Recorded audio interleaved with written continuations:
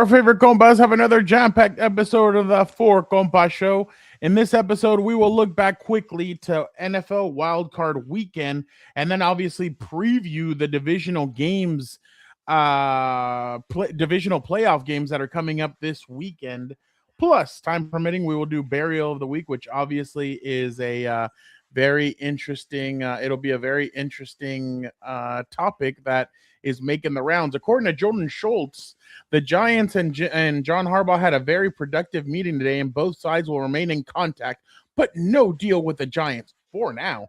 The expectation is that he'll meet with the Titans and possibly the Falcons next week. It is very fluid right now.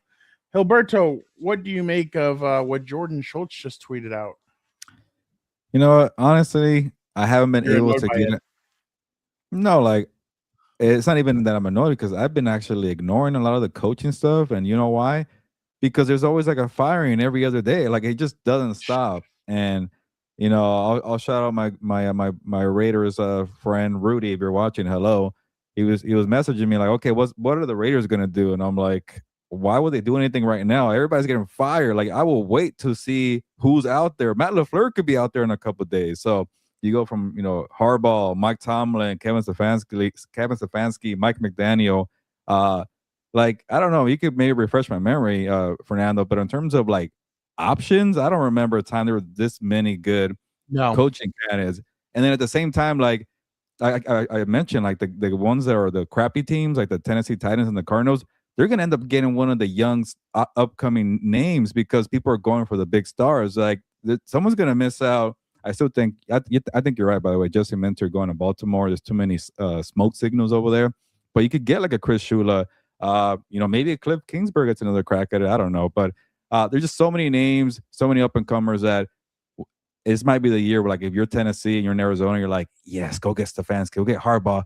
We'll get that guy over there that's much younger and much cooler and wears tighter pants to Sean McVay. We're set.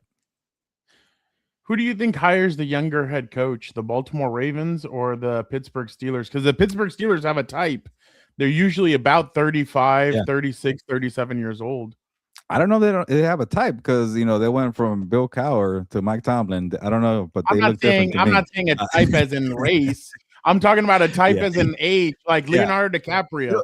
He doesn't care he doesn't care what it is as long as it's that. You're right. They do have a type. It doesn't matter what color their skin is. It's like, you better be a hard ass and you better know how to coach defense. I think that's usually the type there. It could be like a Shula or a Minter. But how old is Minter? I forget, Fernando. Minter is 42 years old. That's pretty old in coaching years nowadays. Yeah. So who's out there that's everybody keeps on pointing at Chris Shula as the potential head coach for the like 30, for the Steelers. 30 something, 38. Yeah. And how about your boy Marcus Freeman? He's starting to get more attention now that there's more openings. How old is he? He's like 30 something, right? I'm guessing. Yeah, no, and you know what's funny? I think Marcus made himself a lot of money. It's a lot of money because I think the NFL is not done with him. I think they're gonna come calling. I think they're gonna come calling for him again. Steelers are the one that I supposedly are going to go after him. I thought the Steelers were going to try and get it. Oh, you don't think it's done? I think they're going to make a hard run at Marcus Freeman, and who I think would be a perfect fit to be there. Especially if you tell Marcus, like, hey, you know what? We're not a quick fix. We want you to mold this team and develop it and rebuild it. Whatever you want. You want 5-6 years, just come over. He'll be great. This is what Marcus had to say earlier about the speculation. Your words, if you could share with us your plans for the immediate future. Yeah, the head coach at Notre Dame. Okay. I've said this before, that individual recognition, individual success, NFL interests, those are all a reflection of team success, right? And where this football program is. And you know, Pete, I've used some of the interest from the NFL to personally gain wisdom from maybe some of the GMs or the front office executives that you get a chance to talk to about your players, but also about, you know, what they view as a successful coach. Maybe it's an NFL coach, but what are some of the things they've seen that have made a coach successful in their organization or franchise. My bad, I went a little bit long with that one, but I mean, I don't know. I've been around him. I thought it was very interesting. He's again very young. I think he's a leader of men, and that's what the Pittsburgh Steelers like. Gilbert, and I know you and I were both young when this happened.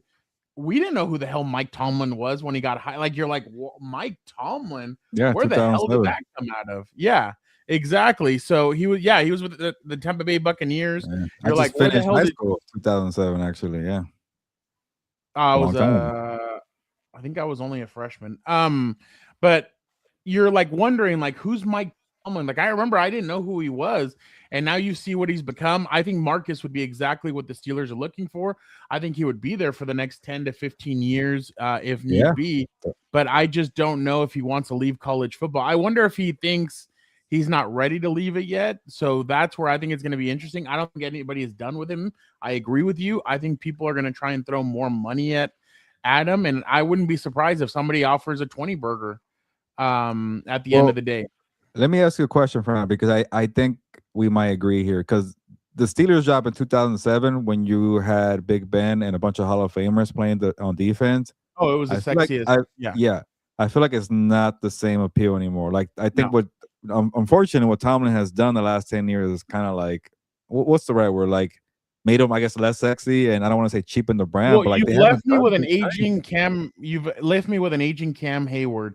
You just re-signed TJ Watt to a fat contract, and then you brought in and then you traded for DK Metcalf and you paid him a bunch of money. So and I have no quarterback. Yeah, like. Do you really trust Martin? And I'm not saying it from a point of view of Marcus Freeman, but do you really believe that Marcus Freeman is going to be like, oh, well, let me go in there. Let me keep Aaron Rodgers for one more year and let me try and run it back. Like it's going to be bad. So I think if Marcus is going to leave for a job, it would be for Atlanta Falcons or a New York Giants, who the Giants already have very good pass rushers. And he can kind of add to that. But I don't know. I don't think the Pittsburgh Steelers job is as sexy as what people think it is. But at least in Baltimore, you have Lamar Jackson. You have Kyle Hamilton, who he's coached before. You have other players like that. But the Steelers, to me, are one of the least sexiest jobs out here. That's why I think that they have to go with a young coach willing to take, the lumps and maybe go through 3-4 losing seasons. And, I always go back to Kyle Shanahan's first 2 years. They were crappy, but you knew that they were in the right direction. Dan Campbell's first 2 years were pretty crappy, but they were in the right direction. Something like that for Pittsburgh. Like you're no longer a team that's going to be a quick fix. A team that's going to always be a contender. And I feel like, Angel, I like your pick here on Brian Flores for Pittsburgh. That'd be a good one. But I just feel like if you hire Brian Flores, you start thinking we could do it with this roster. We could make it work with this roster. Like, no, you got to blow it up. And will Brian Flores, who's more experienced, who's already gotten a shot before, who's hungry to maximize the next shot, will he wait around for a rebuild? I don't know. Well, real quick, why not just for shits and giggles before we bring the guys on, let's make Gilberto choose every team's head coach. Let's start off. Vic, are you writing these down? All right, let's do it. Vic, and I forget a team. Let me know. Again, Gilberto, the Miami Dolphins. Quick, I have not been locked in as I have because so many firings keep happening. But fine, put me on the spot. I just wanted to defend myself a little bit. The Miami Dolphins' new head coach will be. He gave me the hardest one out of the gate. Man. You know what? Chris Shula. Ooh, all right. DC. Let's go with that. Let's go with this one, Gilberto. The Tennessee Titans. That one's interesting. The fact that John Harbaugh is willing to meet with them, that's very interesting. I got one. And this one is gonna hurt Chargers fans because I want the Chargers to get this guy for OC. But and then again, it goes to all the big names out there. It's going to benefit Tennessee. Go get Mike McDaniel to work with Cam Ward. I like that one. And then you bring in Frank Smith to work with the O-line, OC, call plays. You bring that. I think that package will help. I don't know. Maybe you could pry Robert Saleh from the 49ers to come over. They could probably block that move. But Mike McDaniel has a lot of connections. To me, when you're Mike McDaniel, who could get whatever OC job he wants, but he's still thinking head coach, and somebody says, you know what, we'll give you the head coaching job, I think it could be Tennessee right there.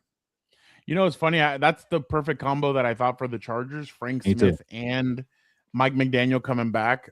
It would be interesting. I mean, we'll see what happens with all Maybe that. you get Frank Smith to be the OC and you lose Mike McDaniel, but you're still bringing a guy who's very good with tight ends and O-linemen.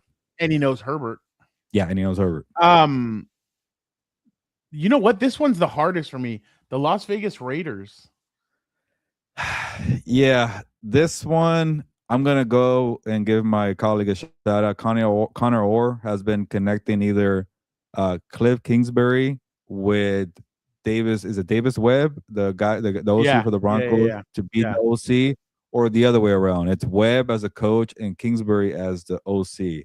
I'm okay with the combination. Again, these, like, you're going to bring in a young quarterback. I think it's like, and we'll talk about it. Maybe, you know, Dante Moore not coming into the draft might give. That was smart. You know, but it might give the Raiders like a bunch of picks if you trade them, because now there's one quarterback. And like, what if they say, we'll give you 3-4 first-round picks for Fernando Mendoza when he's I already got shitted on in the comments of that video because I said and I just want to. It'll be a quick thought here, but I think he's worth the number one pick. He was pretty good in that game, and he's been good, you know, the whole college football playoffs. But what if this is Bryce Young Panthers, where the Bears are like, you know what, we need a quarterback, but we're going to wait a year, and then you end up getting Caleb Williams, which is a better prospect. But that's all a gamble. Anyways, the point is, if you're getting Mendoza, get some young, creative OCs to help him out, guys who know the college games. Like, you know, I've heard, like, again, Connor Orr has been locked in on the coaching front. Some of the stories and the nuggets that he's gotten back in terms of what the hell, I got to remember his first name. Is it Davis Webb? Yeah, Webb. Some of the things that the quotes that I've heard that are praising that guy, I'm like, holy crap. Like, I don't know if this guy has a bunch of friends or what, but they love this guy. So bring that innovative mind, and then obviously be patient with the guy and say, you know what, if you don't win in 3 years, so be it. If the quarterback looks good and we're almost there, so be it. So I'll go with that one, and I'll give Connor Orr the credit, either Kingsbury or Webb as a pairing in some kind of way. You know, it's funny. Pop put Davis Webb on the list of OCs for the Chargers. He's like, you bring in that Sean Payton style where, you know, he wants to run the ball, but he also wants to push the ball down the field, and it could give you an inside mind of what Sean's doing on the other side, obviously. But I was like, wow, that's actually a pretty good. That's a good thought there. So the Steelers, Pittsburgh Steelers. Yeah. Obviously, the home run will be Marcus Freeman, but seeing that interview that you just played makes me feel like he's still a little hesitant. So I'll go Brian Flores here. I just hope that he goes the rebuild route and not try to win now. And he's one of those old school guys where, like, I am not tanking. I'm not losing. I don't give a crap who you are, which is good to have. Like, but the way he treated Tua Tagovailoa was great. At least, you know, I thought from the outside, but he hated it. But no nonsense. And sometimes no nonsense means we're going to make it with what we have. But just like, take that say out of it. Like, just tell the guy, hey, we're going to blow up the roster, but go and win games in 2026. We don't give a crap, but we're going to blow up the roster. Hopefully, that's my only concern there. But Brian Flores is my pick here. Joey Porter Jr. had a really good season, I thought. Imagine with Brian Flores, he might actually take that next level and be a very good. Will be back. By the way, on Monday, they started 2 juniors at corner, Asante Samuel Jr. and Joey Porter Jr. So that was pretty funny to see. So the Baltimore Ravens, you're going Jesse Minter? I'll give you credit. You were on that one first. Jesse Minter, I like it. Atlanta Falcons. Stefanski. I like that one a lot. Okay. They gotta win now, and he could win now. The Giants, John Harbaugh. Yeah. Those are the easy ones. Cardinals. If Robert Saleh could convince Mike McDaniel to be his OC, I will go Robert Saleh. But if not, give me Vance Joseph. I think he coached there when Kingsbury was there. He was a DC.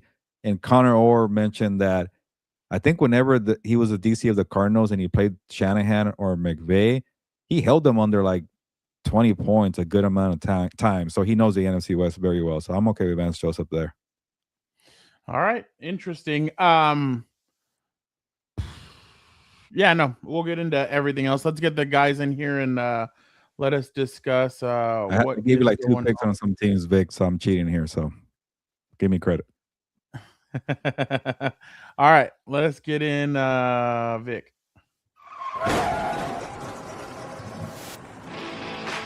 Vic, how are you doing? Let me just go through these. We have Dolphins, Titans, Raiders, Steelers, Ravens, Falcons, Cardinals, and Giants. Am I missing a team? There's That isn't there 9 openings. Yeah, I there's have 9. 2, 4, 5, 6, 7, 8. Oh, Browns. There you go. Hey, It that is one Browns. I keep on hearing Tommy Reese.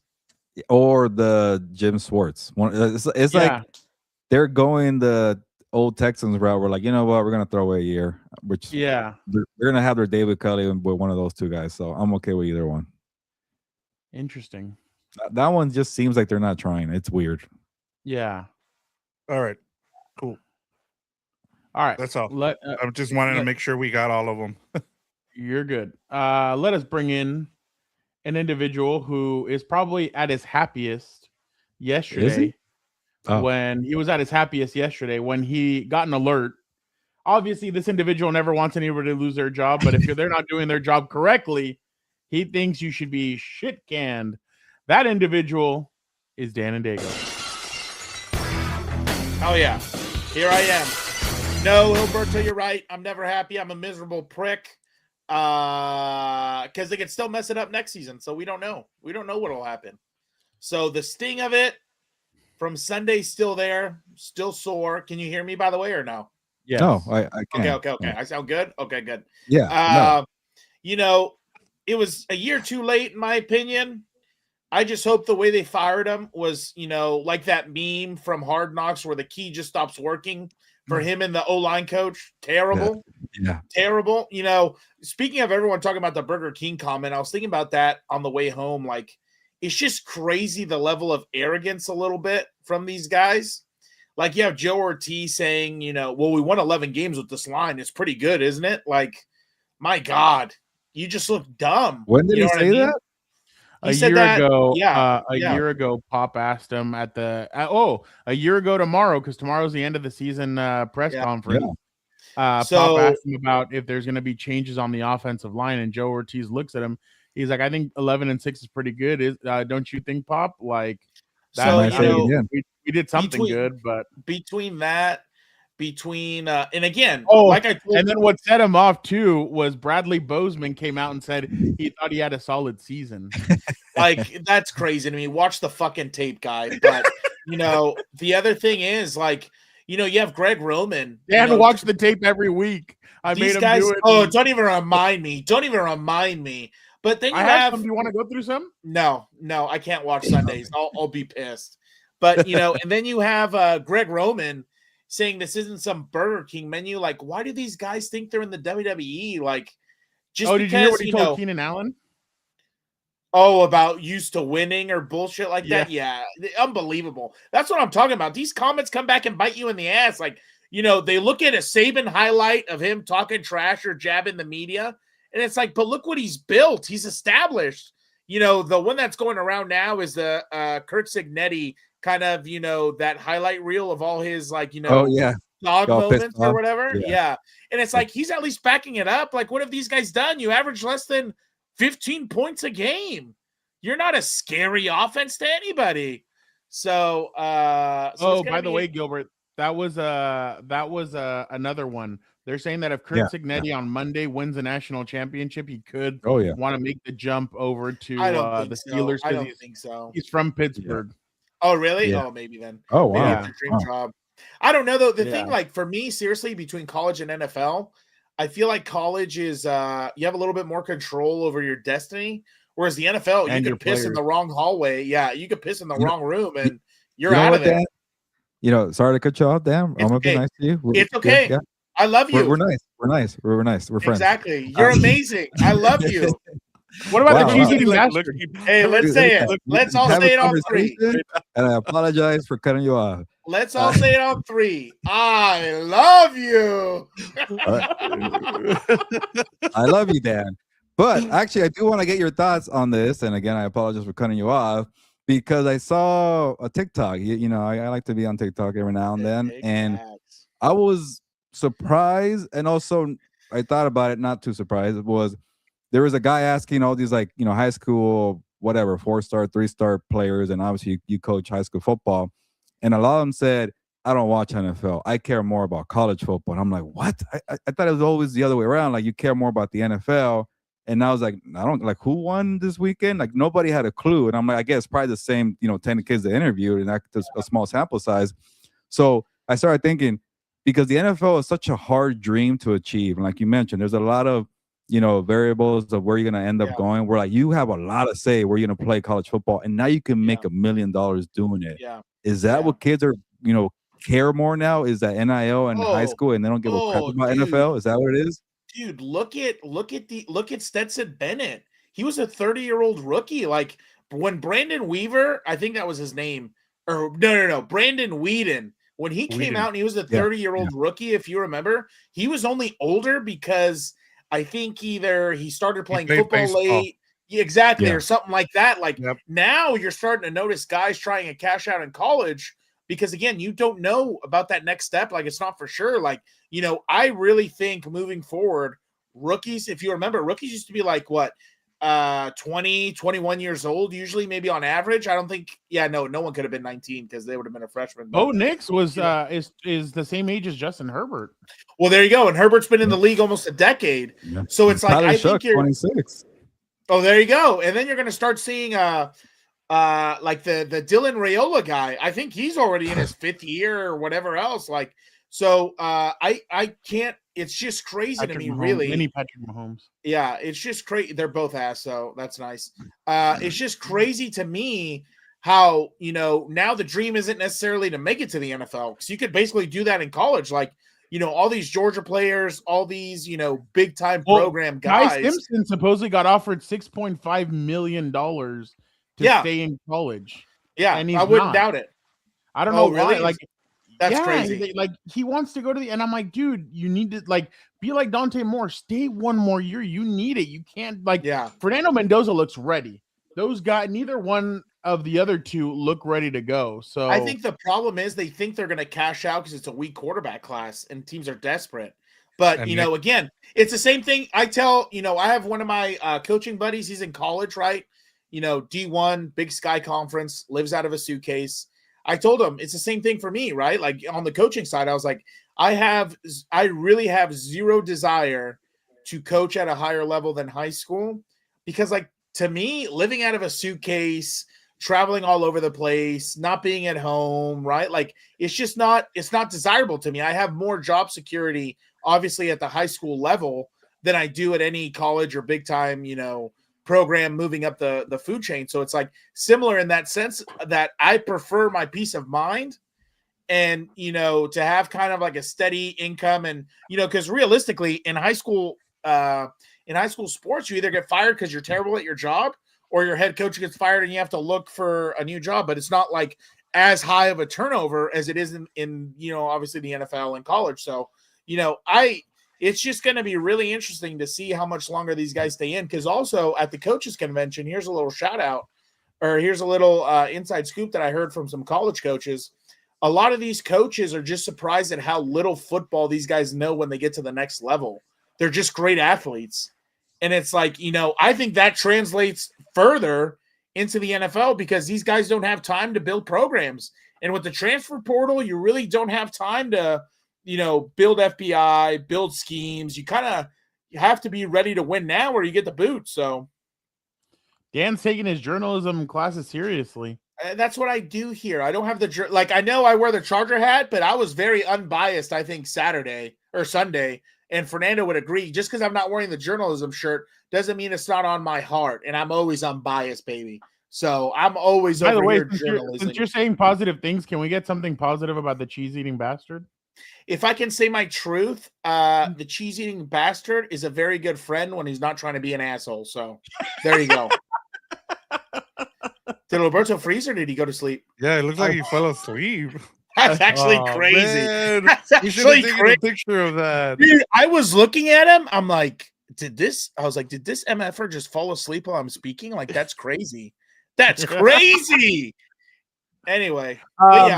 So obviously, I wanted to ask you guys, Vic. I'll start off with you. Which OC job do you find the most attractive? Ooh, that's a good question. What do we have? We have the Chargers. We have the Eagles. Who else do we have out there that I haven't thought of yet? Well, In if not, terms we of can the go OC, between the those people two. who fired their OC. The Buccaneers is also out there. I would say the Eagles. It's 100%. yeah, it's the Eagles, and I kind of want to see. I'll start off with this, Fernando and Dan here.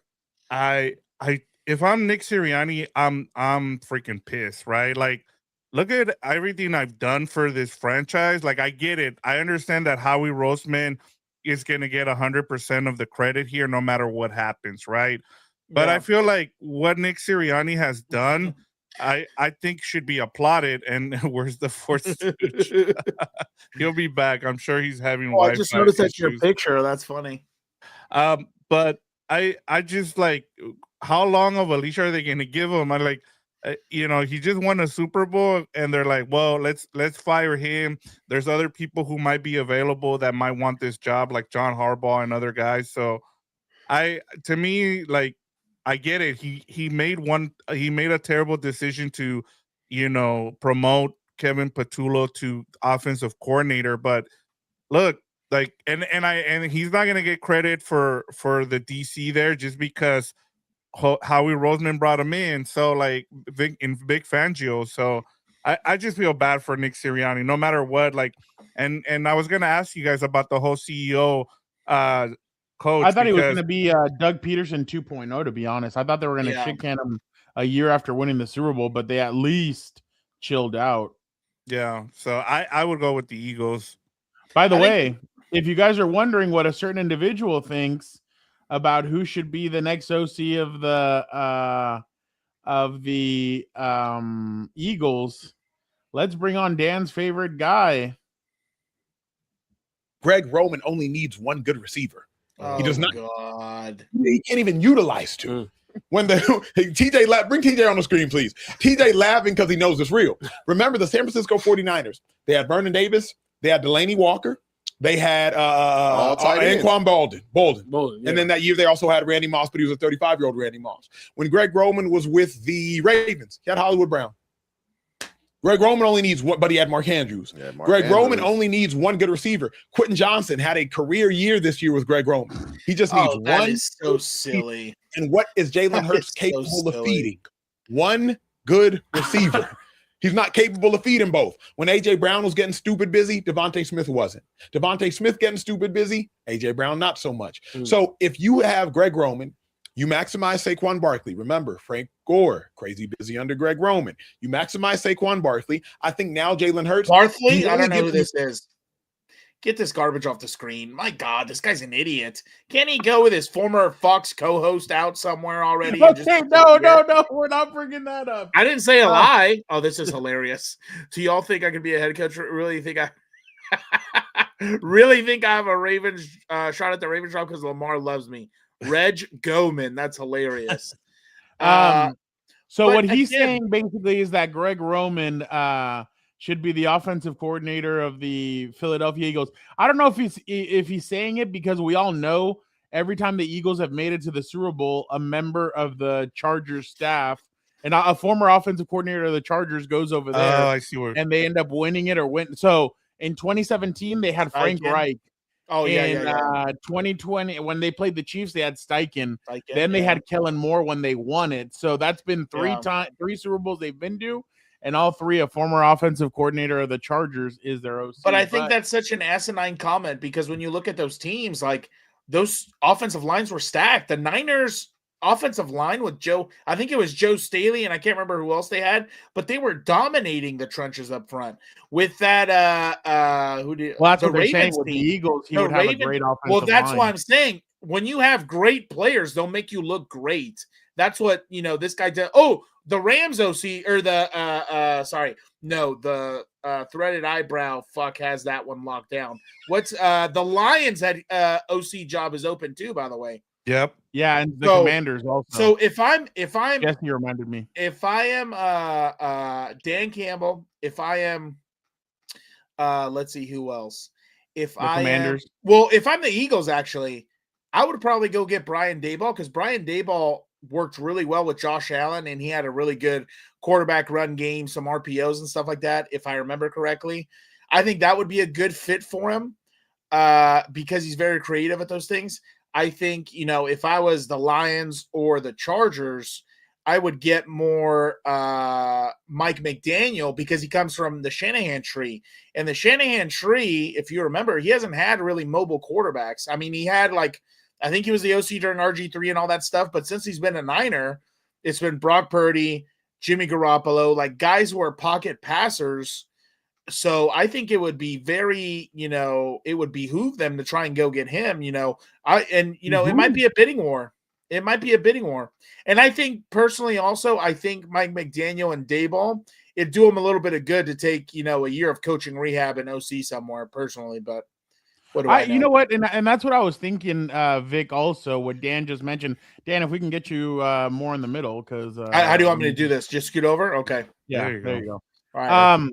The reason why I agree with Dan, sometimes a head coach that kind of failed and fell flat on his face needs an OC job to kind of get him jump started. Right now, I don't know if Mike is being interviewed by every team, but if he took the Tampa Bay Buccaneers also have an opening. So that would be a good one too. He doesn't have to move really. He's interviewing with them, I think, on Friday.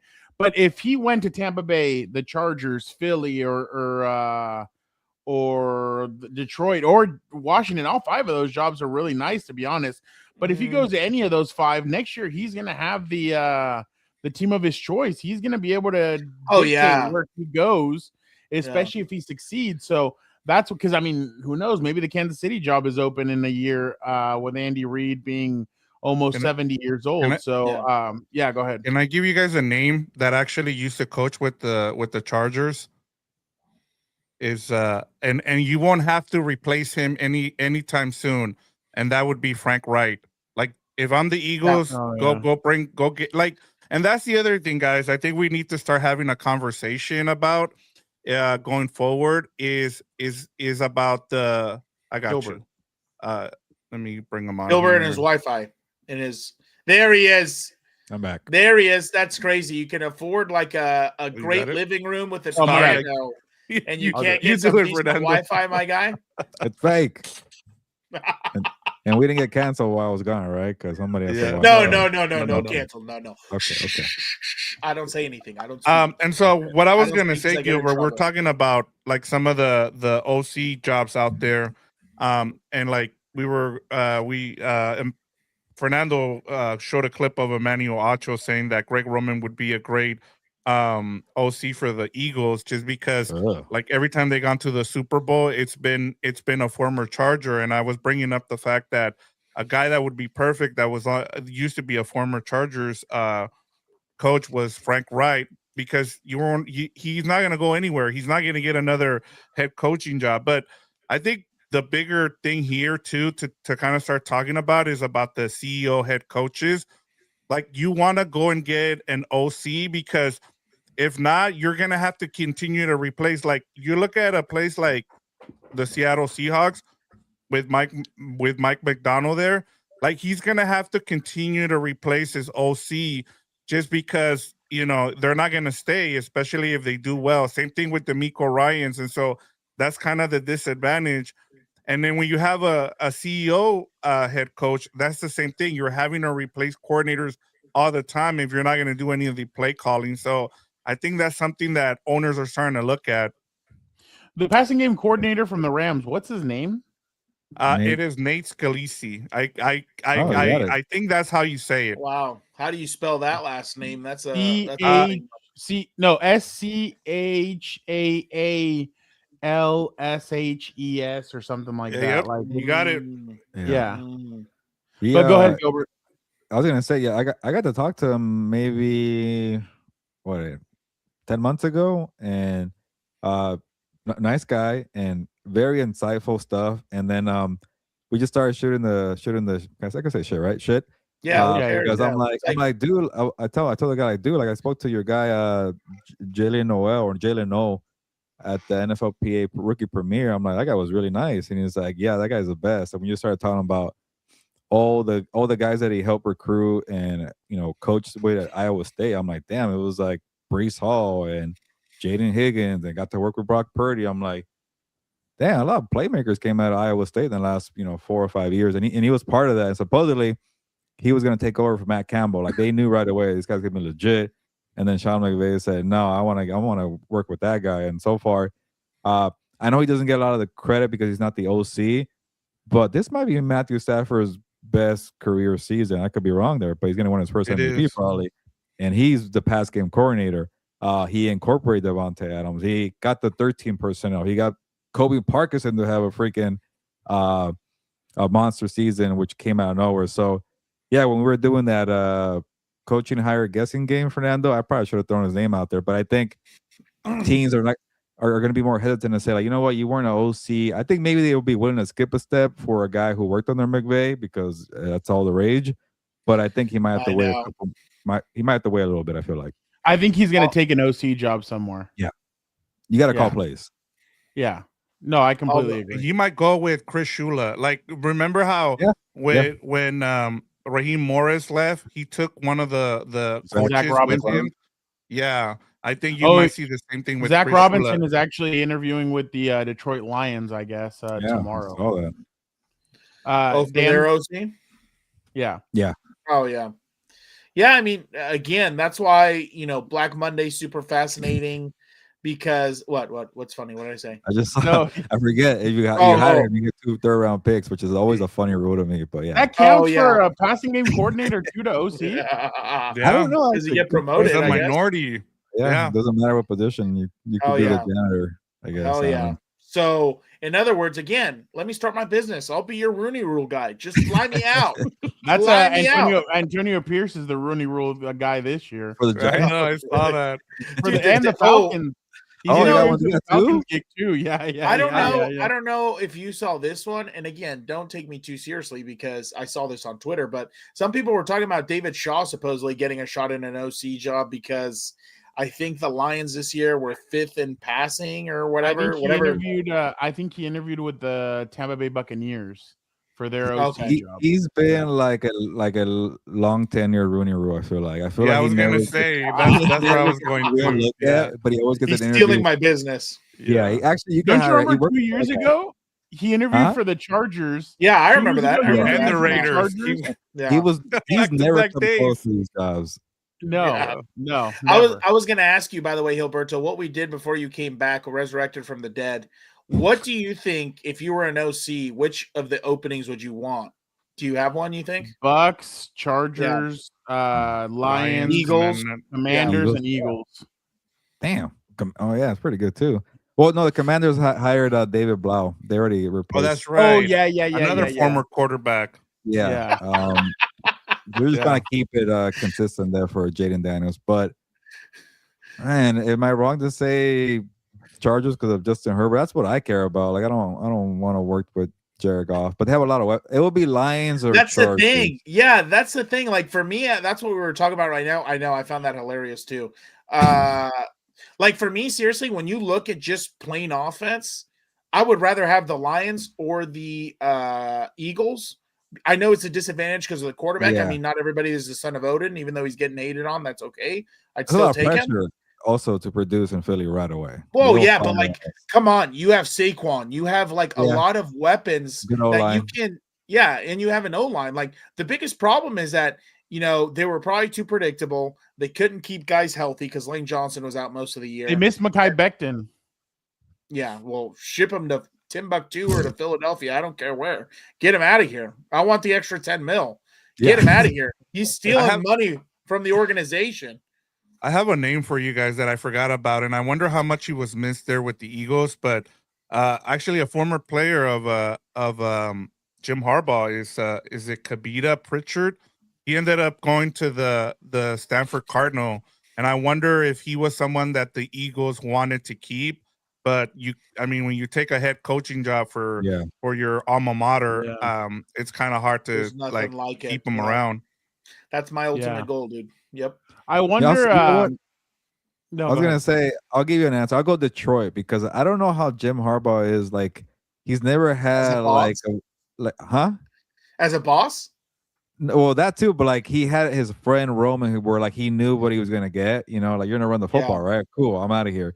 But you bring in some like little nerd whiz kid like Brainiac, like you're gonna let him do what he wants, and like, are you gonna run the football, kid? Are you? I feel Why like are we he'll be motioning here. so much? That's why I feel like Mike McDaniel would be a good Yeah. one. Mike McDaniel ran the ball a That's a good lot point. in Minnesota. But would Harbaugh let him do? Miami. Like, will Harbaugh stay out of the way? Like, hey, kid, we haven't really worked together. Do you have any Ravens connections? Do you know my brother? Do I trust you? I don't know. Well, And I feel and like that's why I Detroit, connect him Cam to will be Todd okay. Monken. Yeah, I that's think another Todd one. Monken might be another guy. But you know what's I the don't know. funniest part? Could you imagine? He takes one look at McDaniel and his like shin high sweats. He's like, "Do you have khakis, son? You got a pair of slacks on you?" You know what? He's like, With no, McDaniel, we wear joggers here. yeah. With McDaniel or Shield House or Yeah, whatever Nate his name is. Scalisi. Scalisi. With Yes. Scalisi or Oh, I'm not- McDaniel, Lad I'm- McConkey is going to need to be in shape Game of because Thrones. he's gonna be Yeah, that's moving what I all over the field pre-snap. So I think that would definitely that's the thing. The Chargers had like no pre-snap motions, or if it was, it'd be No like creativity. a receiver moving from out deep into like coming more inside. But No they creativity. need more of that. All right, let us go now with our takes from the wild card weekend. Dan, I'll let you go first. These guys suck. I hate everything. My weekend was ruined. Real Madrid lost. They put up this stinker for national television. It was disgusting. I'm glad these two, bottom feeders are finally out. And I hope it's only up from here because, again, while we've talked about it plenty of times on this show, when things go wrong, there's always a scapegoat and a fall guy, which it happens to be these two. Mind you, warranted because they were terrible. But, it's really on Jim and Joe this offseason to really try and fix this offense, especially when they're going to have $100 million to spend. So, again, I'm glad they're gone. I think you need to get a little more inventive because clearly what he was doing was not enough to get these receivers open. Because it's either, and that's the problem when you have young receivers. They don't have all that game time experience. So you have to really either, do things to get them, open. You have to really study the defense you're going against, and you have to move them around. So that's why, again, I'm glad they're gone. I just hope they don't mess up the hire, and I hope they finally start to address the offensive side of the football because it's not looking good. Gilbert had a good trade for you. You go get AJ Brown. I wouldn't mind that. I'm sure 28-year-old really AJ good. Brown. He's 28. That's kind of worrisome, but I mean, I'm sure he'd be fine. What about JJ? I'm sure he's tired of JJ McCarthy. So I have two other names for you guys, and I wanted to get you guys' reaction to it because I don't just think hyped him up on a stream. He said, "Leave my youngin alone." Some fan was talking shit about JJ McCarthy. He has to. Go ahead, Vic. Give it another one season. Of them we'll is Brian Thomas. I think he's going to be on the trading block with the Jaguars. And then the other one is the receiver from the Bears, and I just lost his name. Oh, but I DJ Moore? think he's going to, yeah, I think he's going to be on the trade block. Oh wow. Yeah, but one more thing, Dan, I can't, we can't move on without you saying one more point here. Like, there's something else you're missing, right, from your takeaway. What did I miss? That your boy Gilberto was right. Like, just tell the people. Look, I already told you when we got into it. Okay, I didn't deny the offense was terrible. Oh, okay. I disagreed over the defense. And, where you're right is the sense that this offense didn't do enough at all. Yeah, you know what's funny, Dan? And you don't have to. I just wanted to mess with you, but I it's really okay. I agree. I hated that conversation somehow became me shitting on Minter. I'm like, that's not what I wanted to say. I just wanted to say anything could happen in this game, and you're like, no, this defense, it's gonna be fine. And it's like we just got into that, but my bad. I'll take half credit because I was crapping on that defense, and that defense came to play. So I'm just giving a hard time. And you were right in the sense that, like, you know, you haven't seen it from the Chargers, where you haven't seen it from the Patriots either, but they're playing, like you said, they're the more complete team, which you're right, because they were able to move the ball a little bit more. They were able, obviously, to get into field goal positions. I just thought, like, you know, in my opinion, how do you dial stuff up against the Eagles' defensive front with the amazing corners they have, the amazing, you know, defensive line, how deep it is, right? You score, I think, 20 points to win in that game, and all you manage to do is score, I think, 3 points over the weekend. Like, that's embarrassing. That's embarrassing to me. Like, dude, if I was Jim Harbaugh, that's what I said on Sunday also. I put a lot of it on Harbaugh because, again, he's the head coach. Don't tell me Ortiz is, you know, picking all these players because I don't believe it, which I'm sure we're going to talk about head coaching spots later, or is that for another time? Another time. Okay. I put it a lot on Harbaugh because what was said at halftime? Where was the leadership? Where was the motivation? Where was the adjustments on offense? You know, even the damn kicking game was terrible. Our punter's terrible. Get him off the team. So that's what really frustrated me. You know, a lot of the double speak all season, the speaking out of both sides of your mouth of competitors welcome, and then you see this, you know, half-ass line they put out there and everything else, refusing to make, you know, changes, in my opinion, that were needed. So yeah, I mean, we'll see what happens next year. Again, I don't want to be like, I don't want to sound like the Cowboys and say next year's our year, but you know what made me laugh is on WUB after the Houston game when Cameron Dicker missed a field goal and an extra point. Dan goes, he's like, now more than ever, I understand Urban Meyer when he went up to Josh Lambo and he kicked him. He's like, huh? How do you like it like that? Boom. Like, this is how you do it. LaFleur seeing McManus in the locker room. Jeez, like I would have kicked him too. I know. Oh my God. That was terrible. Gilbert, give us your takeaway. Yeah. One more shot at your team, Dan, just because I can't help myself.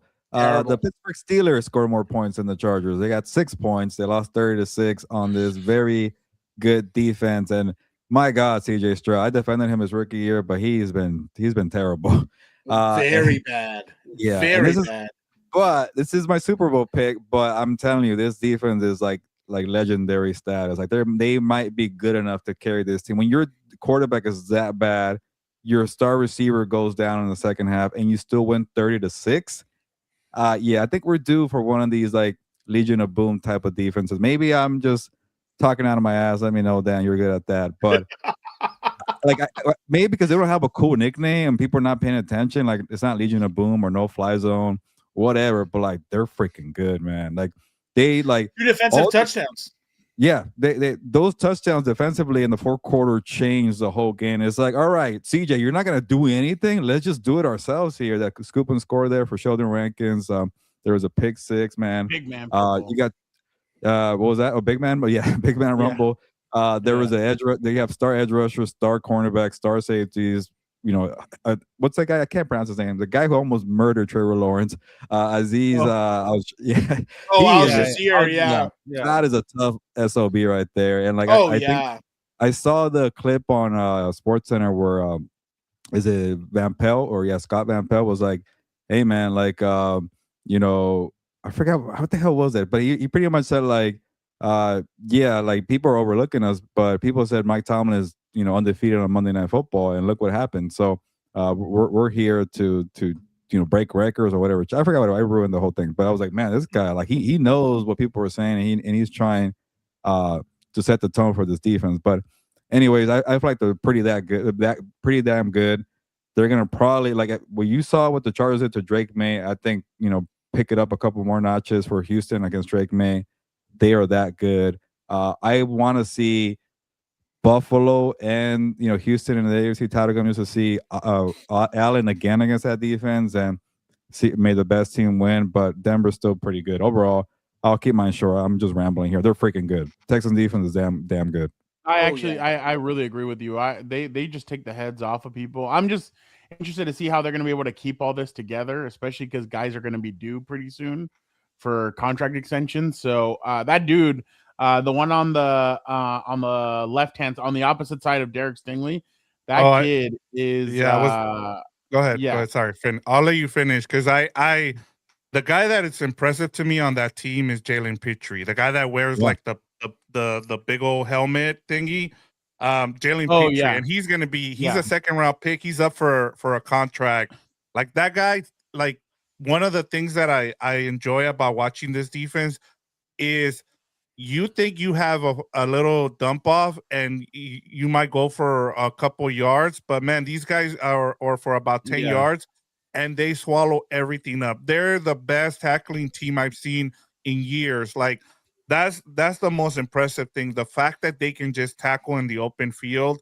And I'm with you. The on the other side too, the corner there, Fernando, they're just a complete defense. Like they have no weaknesses on that defense. No, I don't know where you weaknesses on their offense.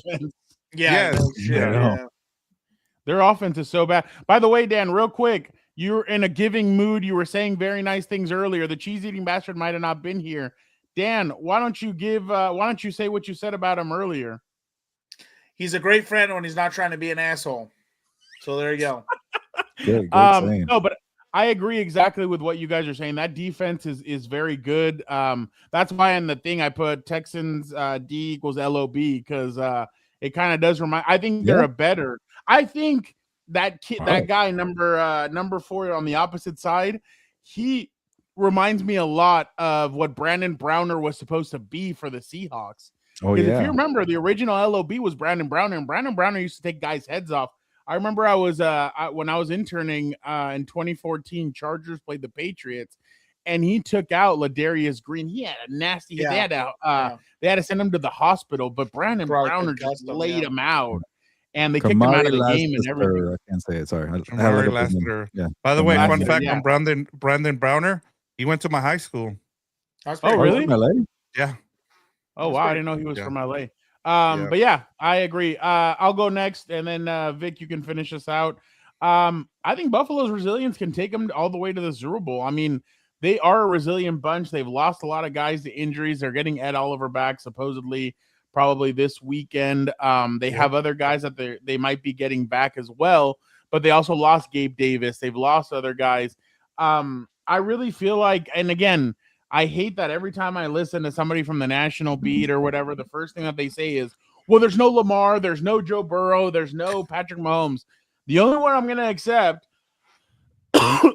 is Patrick Mahomes. I'm not going to accept the other two because the other two, no. Lamar's not even a scratch on his ass. Joe Burrow's never in the playoffs. So I'm not going to accept either one of those guys. No Shedeur Sanders. Oh yeah, that's the real. That's the real one lying in wait. Yeah. Wait till Daddy takes over the Browns. Don't forget about Shiloh.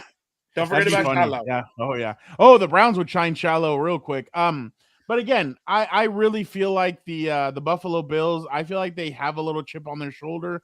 I feel like they can make it far. I think if they beat Denver this weekend, they're going to be praying to God, Jehovah, the fat, what's Allah, Buddha. They're going to be praying to Allah. They're going to be praying to all those that it's the New England Patriots and the AFC Championship and not Buffalo, because we all know. I mean, that scene that we saw on Sunday where Herbert gets like walloped and he's kind of on the ground and everybody's like, is he going to get up? And he does. That was Josh Allen against Houston on that Thursday night game where he just got the shit beat out of him. So that's kind of my 2 cents. But I actually really like Buffalo. And besides, Buffalo makes it to the Super Bowl, we kind of have an in with a good interview from a certain individual. So I'm definitely that'd be a good in right there because my guy still loves me. He told me that.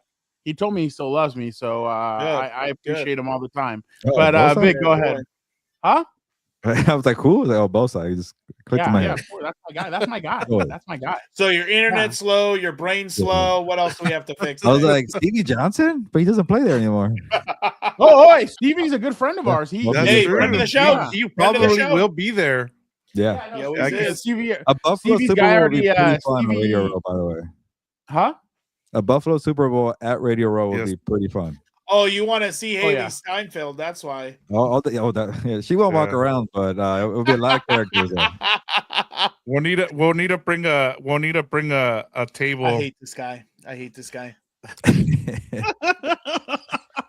Go ahead, Vic. Mine, I'm gonna keep it quick. The NFC West is a big reason why the NFL coaching, why we're seeing all these Hey, it's NFL yours. coaching vacancies. We kind of talked about it earlier too, about the whole CEO coaching. You're starting to see them kind of being in not as much desired by owners. I think they're looking at what you see in the NFC West with like young minds, whether it's on the offensive side with McVay and Kyle Shanahan, and then Mike McDonald on defense. And and I get why these owners are impatient too. They're seeing how successful some of these young coaches coming in, like Liam Cohen and Ben Johnson as well. Like if they can do that good of a turnaround, why can we? And so I think right now you're going to see a lot of those young guys. That's why I like some of the lists that Gilbert gave us about some of the coaching candidacies that we're going to see being filled. I would say between 5 or 6 of the 9 are going to be young coaches. I think that's the way you should go right now. I just don't believe in retreads right now. Like, at least take a year off. I do wonder what happens with Tomlin. I feel like he's probably going to take a couple of years off because they're saying that they still have his rights. Exactly. Yeah. Like, I would have wanted to get fired. Like, that's why I thought. But I think and you're going to have to pay a first round pick for Tomlin. I just wouldn't do that in any of the next couple years. No. So, but yeah, the NFC West, man, like the Cardinals are just like, what about us? Like, why can we go and hire a young guy? I was going to tell you while we're on this, since we're not going to dive into it a lot, what's more important to you if you're a head coach looking for a team right now? Salary cap, having a lot of money, or getting to pick your GM? What do you think? Pick the GM. I was kind of leaning towards that too. What do you guys think? You can always create that. Yeah, no, Jim and Joe kind of showed you could do that, but I think I'm really wondering, is Joe Schoen really going to stay? Like, I think that's going to be a Chad Alexander. Like, if John isn't happy with Joe Schoen, he might be like, hey, Maras, can you guys call me? Joe, this isn't about you. Don't worry about it. I'm happy. I want to be with you. And then he's going to be like, when Kelly Kapoor walks, hey, can I talk to you real quick? It's not about you. Don't worry. Yeah. He's going to call him and then be like, yeah, I don't want this nerd in here. Like Brutus. Yeah. Get Chad Alexander in here from the Chargers. Pay up the 2 third-round picks to the Chargers for that. But yeah, exactly. Yeah. But let's do this. Like, aren't they conditional picks? I forget. They don't come from the team, right? Yeah, they don't come. They're conditional picks. Yeah, exactly. All right, let us start with these games. Gilbert, starting off, the Bills and the Broncos. The Broncos are favored by 1.5. I thought the Bills started off being favored, so that's interesting. Yeah, and I remember. What are the numbers saying about this game? Yeah, when you brought it up, I was like, how the hell are the Bills the favorites? And I clocked it, and I think a lot of people did too, because I get it. The Broncos are still pretenders in a lot of people's eyes, but they're coming off a bye week. They're playing at home, and the Bills are just decimated with injury. So at some point, it's like, all right, Josh Allen is great, but you also remember that Houston game. And I know Denver's defense is not as good as Houston, but I think a lot of people saw that in terms of betting-wise and said, I'm taking a chance on Denver. Like, I would too. When it was plus 1.5, I'm like, I think Buffalo has a good chance, but there's just too many things going against them. So that was a good one. And now you see it here, minus 1.5, which I still think is still pretty good for Denver. But in terms of the numbers, that's what I thought I noticed. What are some narrative, or what's the narrative coming into this game? Definitely Broncos are frauds. Like I don't know, like everything I just listed, like they have how many injuries on that team and they're barely 1.5 favorite. There's frauds, but yeah, and I'll just get to my point here. I don't feel good about it. I gotta pick a dog though. I'm going with Denver just because everything I listed, bye week, pressure, good defense. I remember Allen against Houston. I'm not saying this is Houston, but high altitude, good coaches, Sean Payton. Bo Nix could maybe have success. That's actually a pretty good secondary. They impressed me against Trevor Lawrence, but I think Bo Nix could have. They're getting some guys back in the secondary too. Yeah, so you know what? I'm gonna take a chance here. I don't feel confident. I'd rather see Buffalo advance, and I want to see them in the Super Bowl. It'd be fun, but I'm going Denver here. This is oh shit, I had it. Hold on. This is who Gilbert is pinging his or hitching his wagon to. This kind of individual. Greenlaw back in this game, his ability to attack downhill in the run game. Just how big is that and the timing of it for this one? Do you want him to attack downhill? Is that your what do you know about attacking downhill in the run game? You don't know. All right, that's right. Oh. He does not like this guy. Dre Greenlaw back in the game. Yeah. Third quarterback. Wow. You know, Sassy. you know who it was? Who was it? I want to know. It was the kid from the kid that got in trouble with Lucas. Lincoln Riley. Yeah, Lucas. There's Why did he get in trouble with with Lincoln Riley? There's something there that the way he asks questions that coaches do not like. So Yeah, the way he this came out with kid, that shot looked like it was like not personal, but he wanted to say that. This kid was listening to a conversation between two USC players in the press conference room. They were talking on the side while Lincoln Riley was talking, and he heard it and he wrote about it. He wrote exactly what they had said. Oh, the players. And so, so like they got pissed off and they took away his credential, or like they suspended him for a week and all this stuff, and they made it into a huge deal. Yeah, it was stupid. It was like the dumbest thing ever. You could tell though he wanted to go out of his way to bury him when he said, But I've heard from some. I know the national media loves him, but a lot of the local reporters can't stand Sean Payton. So, Vic, who you got in this game? I'm gonna go the opposite way. I guess I haven't learned my lesson going up against Gilbert, and I think part of it too. You know, you mentioned Fernando about the Bills. They have a big offensive line. I feel like they're going to be able to run the ball on the Broncos. The way you attack this team is you run the ball on the Denver Broncos. And as you mentioned, they're getting back two of their defensive backs, the rookie out of Kentucky and Benford as well. Yeah. And then the one thing that my biggest criticism this whole season has been for McDermott. You're a defensive guy, right? But what he did to the Jacksonville Jaguars was really impressive. He really disguised his coverages. He attacked them. I know a lot of people, were critical of Lawrence because of what they saw in that game, but he really had them confused. He really had them confused in that game. So if McDermott can game plan, have a good game plan against the Denver Broncos against their offense, I like their chances here. So I'm taking the Bills and I'm taking the points. I'll take the money line here with the Bills just because you're giving me like you guys said. I was kind of shocked, and I'm glad Gilbert brought it up. Like this line started at 1.5 for the Bills, and now it went the other way. So the fact that the Broncos are probably the sharps are high on the Broncos here. Yep, it's a pro versus Joe's game. Yeah, so I'm taking the Bills here. Oh my God, Jorge. Dan and I are probably going to be doing something tomorrow. I'll be going to the Chargers press conference tomorrow for Jim and Joe Hortiz, so we might do something tomorrow afternoon. So we'll talk more about that later. Dan, who you got in this game? I'm going to go with the Bills also. And the thing that it's going to come down to, I think, is experience. As crappy as some of Josh Allen's experience has been in the playoffs, I think, it's like Elvis Presley said, it's now or never. So I think this has got to be it. I think he's, I think he's going to be dialed in. He's not going to turn the ball over. I think he's going to be smart. But, I mean, again, this is Bo Nix's first playoff game. I know they're playing relatively well because they won his second. Oh, that's right. He lost last year, right? Yeah, he got blown out by the Bills, by the way. Last year.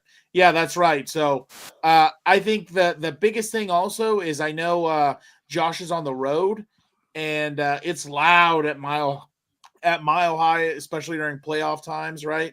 But I think it's not going to get to him. I don't think it's going to be too big for him. I think, like I said, he has experience with wins in the playoffs. And I think the Broncos defense, or the Broncos team in general, like how we kind of talked about, they've, pulled out wins, which is important. You have to know how to win ugly, but I don't think it translates into January. So I'll take the Bills. Look, it's my Super Bowl pick, so I have to go with the Bills. I do kind of agree with Gilbert that these guys are fresh, but sometimes being fresh and kind of sitting out for a week, I just remember Peyton Manning would always get shitted on when he was the number 1 seed and they had a week to rest and all that. So, before it used to be the 1 and the 2 seed, huh? They used to rest. 1 and 2. Yeah. So I feel like Denver, they were a team that kind of needed to keep on playing.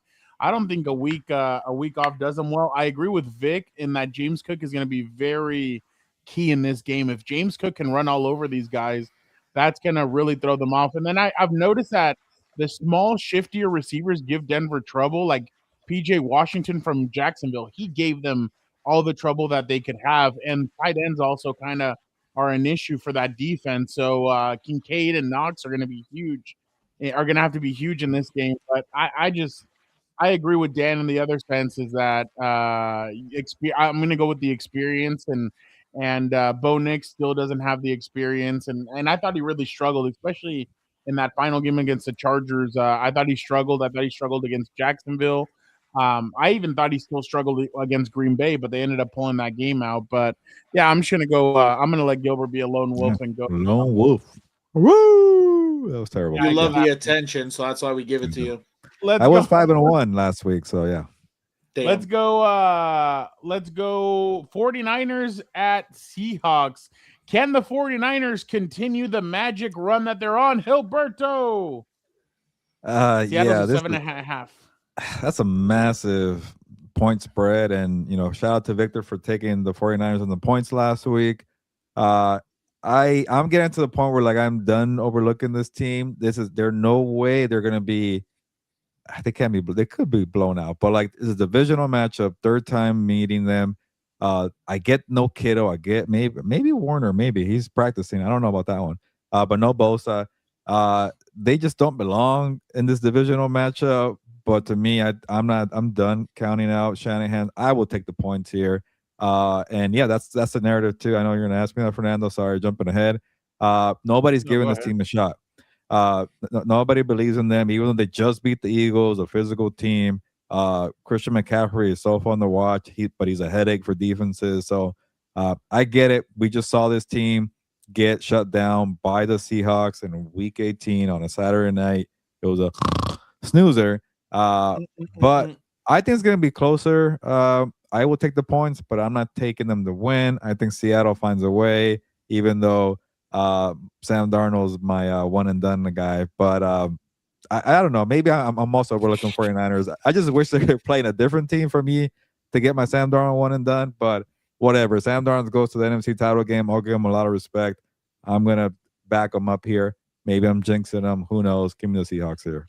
Close game, though. Gilbert was Gilbert. You were about to originally get your wish because it was going to be Rams and Seahawks in Seattle. So until the Eagles lost that game, I am going to go.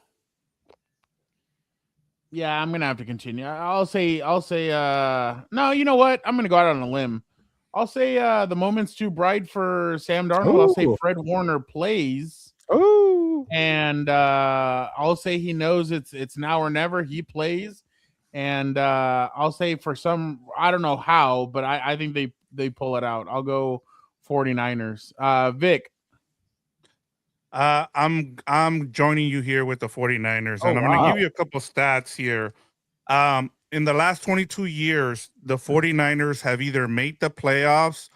And when they make it to the playoffs, they make it all the way to the NFC title game, or they completely just miss the playoffs. And so with that said, I'm going with the 49ers. And the thing that the 49ers have is that they have a bit of a cheat code with CMC. And I was just with the Kyle Shanahan. I don't know how much you guys saw of that game, but he pretty much was playing. Thank you, Jorge. We appreciate it, Jorge. Oh, there we go. Shout out. There we go. You gotta answer that question. Hell yeah. Sorry, Vic. No. Hell yeah. Hey, I'll take it. Shout out. Go ahead, Gilbert. Oh, me? Oh, Yes, it Hey, says. Gilberto. I forgot. I your just saw the OC money. pick? Sorry, Jorge. I'm like, man, they could have added a couple more zeros on that. No, just kidding. This guy. We are thankful for that. I appreciate you. You're paying me to answer a question. I'm actually flattered. I'm like, what's that one meme with the white kid? And he's like, me. Yeah. Who's your pick for the Chargers OC? You know what? I'll give you two names. If it's not Mike McDaniel, who I wanted to be Mike McDaniel, I'll give you three names. If you don't get Mike McDaniel, go get Frank Smith. Obviously he knows Justin Herbert. We laid it out already. If not, the kid from the Rams, Nate, say for Victor Scalise. I think it's going to be very hard for him to get a head coaching job. Who knows? People love Sean McVay. But if he doesn't, and maybe Shula doesn't get a job and doesn't take him, you get to call plays too. Harbaugh won't call plays, so that's a benefit for the Chargers. Those are my three picks right there for you. Jorge, shout out to you. Can I give you one more name? Vic, go ahead. That's what he's asking for. Go ahead, Vic. I'm gonna give you a name, and it's in Dan might not like it because he's a LaFleur, but think about Mike LaFleur. Like he was an offensive coordinator with the Jets, and now he's been under McVay for a couple years. He runs the ball. He's like the biggest success this season running the ball for the Rams was when Mike LaFleur called the plays against the Cardinals. I know it's the Cardinals, but that would be someone I would keep an eye on for the Chargers. Dan doesn't like LaFleur because I had an incident with LaFleur at the Combine a couple years ago, so that's the reason why Dan isn't a fan of LaFleur. I'm sure that guy. He'll take Matt LaFleur. I'm sure he's never done anything, but Matt is the Matt is the Green Bay guy. Mike. Sorry, don't worry. Mike. When that little eyebrow threaded bastard gets fired, I'm gonna be drinking and smoking on this show. So, Dan, anybody but Roman? I'm guessing is your pick for. I said it's like I said. I would love to get a McDaniel. I think he's very creative. I think he knows how to use speed. What you would see where he would move Tyreek Hill all over the field, I thought was very genius.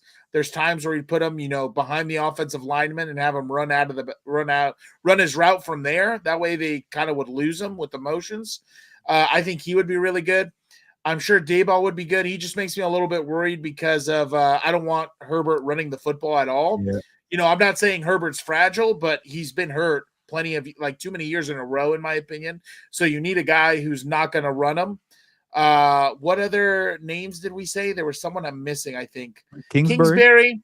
He hasn't looked bad, but same thing. He likes to run his quarterbacks. And, son, this isn't Jaden Daniels. Like, no thanks. I'm good. You have a tank. I feel like I'm missing a name, though. I feel like I'm missing a name that I liked. Monken? But I mean, no offense. I'm weary of another Ravens hire. I'm weary of another Ravens hire. That'd be bad. So again, maybe Monken David goes Shaw with wherever he goes. Yeah. Oh, well, there you go. So I mean, maybe David Shaw. I mean, I don't know. I just think the biggest thing you have to do moving forward. More importantly, you have to address all the holes on offense, and you have to get a guy who's creative. Like, you just can't, in my opinion, the offense was too stagnant in the sense of, just kind of line up and run the play, line up and run the play, line up and run the play. And I think, there was no creativity, no sequencing. So again, too many 3-and-outs. And it goes back to this. When you're a good coach and, again, not the biggest McVay guy. I'm not a McVay sexual like most of you in the national media, but that guy knows how to hide a lot of his deficiencies on offense. There's a few defenses that'll catch him a couple times, but it's very rare that happens. So that's what you kind of need, a guy who knows how to hide deficiencies. So hire Eric D. Williams. That's my guy. That's my guy. He's the best. Can I give you guys one more name? And go ahead. He's a friend of the show. Or it's gonna cost you guys more money, but go ahead. Yeah. You think Jim Harbaugh would bring in someone like Anthony Lynn, former coach of the Chargers? I don't know. I think Anthony Lynn will want to. Well, besides that, I think he's had unsuccessful runs at offensive coordinator. So he had that stint in Detroit. He was fired. And then after that, I think he just went to the Commanders to be an assistant head coach. And that's no disrespect. I'm a big Anthony Lynn guy. I liked him, when he was with the Chargers. So I think. Dan, we got to keep this moving because these guys have House of Horns after this. Yeah, that's fine. Let's go. I'm ready. See. Last thought, I do wonder if Harbaugh's going to go with playing it safe with somebody he knows, Stanford, Baltimore. That's what makes me worried. Or think outside the box, and I don't know if it's going to be the latter one. I think he's going to think I think he's realized he has to think outside the box. Like, right. look at how stagnant your offense was. Like, it was like your quarterback. You made your quarterback's offense look like that of a 40-year-old Aaron Rodgers, and that's not what you want. So they're going to have to think a lot on this. Real quick, Jorge, just because obviously I'll tell it to you. We were at the combine. We were at a restaurant. McVay was standing there, or LaFleur was standing there by himself with a drink in hand. I go up to shake his hand. He looks at my hand and asshole. He looks at my hand.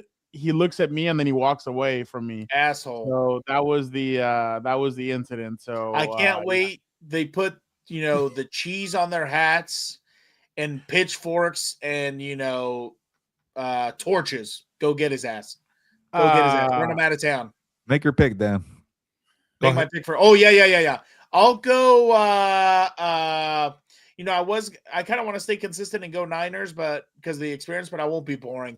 I'll say they catch him again because they have the blueprint from Week 18. So. Who was? He's going Seahawks. Seattle. Yeah. All right. I texted this in the group chat the other day. This is bullshit. I hate that the AFC teams or the AFC games are all in the first game, and then the NFC ones got the night games or the prime time, but whatever. All right. The Gilberto's Houston Texas' Commanders 2.0 against the New England Patriots. Gilbert, the Patriots are favored by three. Yeah, I kind of stole this team from Victor, but they're originally your team, Victor. Sorry, I don't want you to lose credit there. But I don't understand this line here, but it's more like people don't trust CJ Stroud. People still are not believing that this Texans defense is that good. How? I don't know. Like if the Broncos are -1.5, this line should be the same thing. Why are the Patriots -3 and the Broncos are -1.5? I get that they're home. They deserve respect. I get that they were great against the Chargers. Milton Williams came to play. Christian Gonzalez came to play. Drake May made some plays. But like I mentioned earlier, now crank up the notch, the intensity, physicality level from Chargers to Houston. Drake May could struggle a lot more than he did in his first playoff game. So no surprise here. I'm taking Houston to beat up that team. Again, Mike Vrabel's team is going to be very tough to put down because they're tough. They're physical. They'll bite your kneecaps. I know that's part of Dan Campbell's team. Hell yeah. And they're in New England, tough environment too as well. I do worry about CJ Stroud because if Drake May could find, 17 points, can CJ Stroud do that? I don't know. And I think Nico Collins got a concussion. I could be wrong there. I forget what he had. Yeah, he did. Yeah. So he did practice today as well.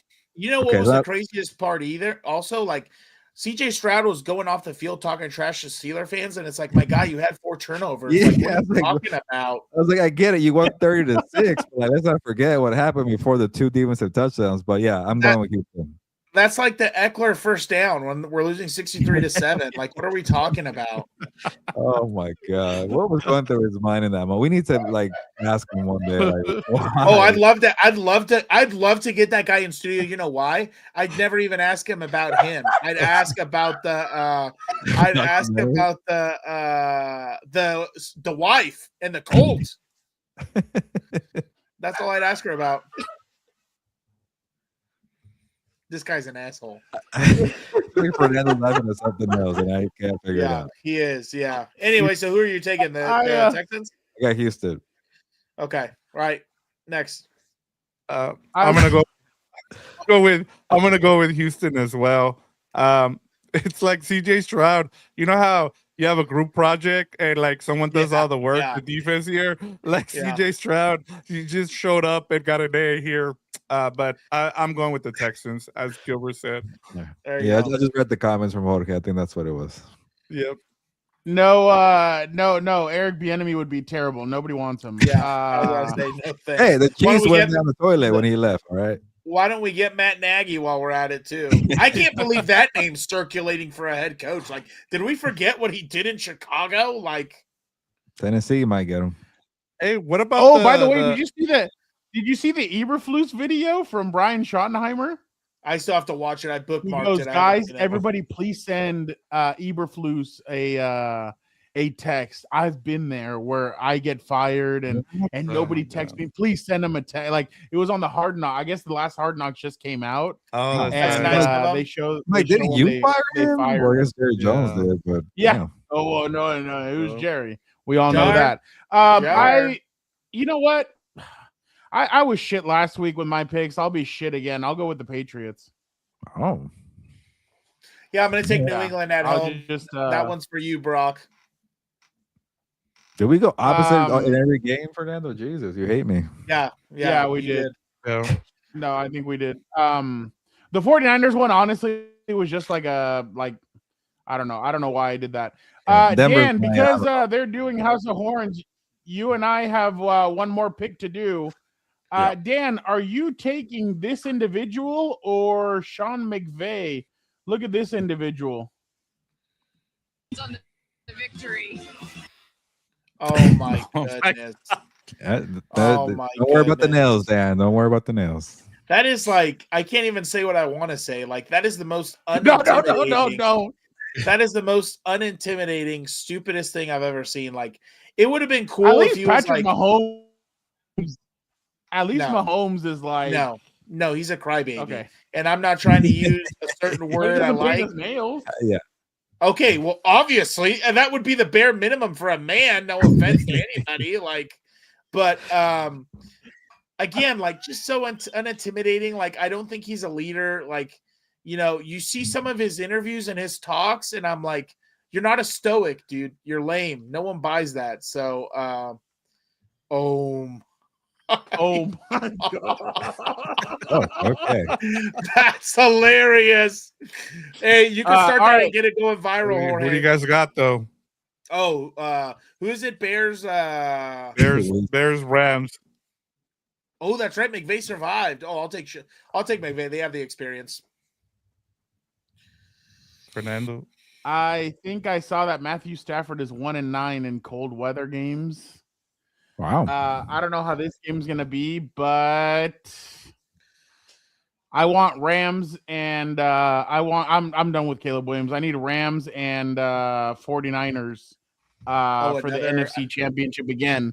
Yes. So Wow. wait, who would be at home? Would it be the Rams? Yep. Yeah. So that means you guys can go cover it. 5 Yeah. against 6. Eric you would go. be so distraught. Yeah. He would not know who to root for. All right.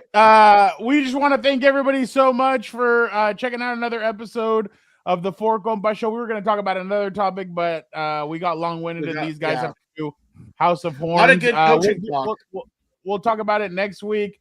Again, appreciate everybody so much for checking out another episode of Compas on the Beat. We'll be back next week on Tuesday to talk about who is in the AFC and NFC championship. Who will be who's going to be the one that has it closer? Gilbert has Texans and Bills. No, Texans and Broncos. I have the Patriots and the Bills. Vic has Bills, Texans, and Dan has Bills, Patriots as well. On the other side, Dan and I have 49ers, 49ers, Rams. Dan has Rams, Seahawks, Yeah. and obviously the other two you guys will know on House of Horns. But again, appreciate everybody so much. You guys are the best. Dan and I will possibly be doing a What's Up Bolts tomorrow. We'll let you guys know Maybe. tomorrow. But We'll see. again, appreciate you guys so much. You guys, you guys are the best. Gilbert, why don't you get us out of here? Yeah, there's a famous. I'm gonna be like Caleb Williams. Yeah, there's a famous saying there on The Hangover where they say we're the 3 best friends that anybody could have. But you know what, Dan, you're my best friend too. We're the 4 best friends that anybody could have. And on that note, nos vamos pues. Vámonos. That's hilarious. Sean C.